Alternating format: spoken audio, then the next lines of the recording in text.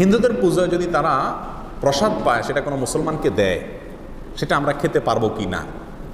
এই প্রশ্নের উত্তর হলো যে পুজো উপলক্ষে অথবা অন্য ধর্মের মানুষের কোনো ধর্মীয় উৎসব উপলক্ষে কোনো খাবার যদি আপনাকে দেয়, সাধারণ খাবার, তাহলে সেটা খাওয়া আপনার জন্য জায়েজ। সাধারণ খাবার দিলে সেটা খাওয়া আপনার জন্য জায়েজ আছে।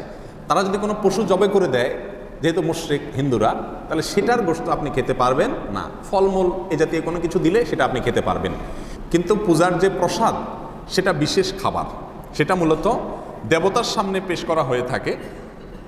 তাদের ধারণা এবং বিশ্বাস হলো যে দেবতা এটা তার উচ্ছিষ্ট রেখেছেন, এটাতে বরকত আছে, তারপরে সেখান থেকে এনে তারা তার সামনে থেকে এনে নিজেরা ভাগ বটরা করে নিয়ে যায়। তো এইরকম উদ্দেশ্য যেহেতু সেখানে আছে, এই জন্য পুজোর প্রসাদটা খাওয়া জায়েজ হবে না, কারণ ওটার পিছনে একটা বাজে আকীদা এবং বিশ্বাস আছে। আর এমনিতে সাধারণ খাবার যদি তারা দেয়, তাদের পূজা উপলক্ষে খেতে পারে।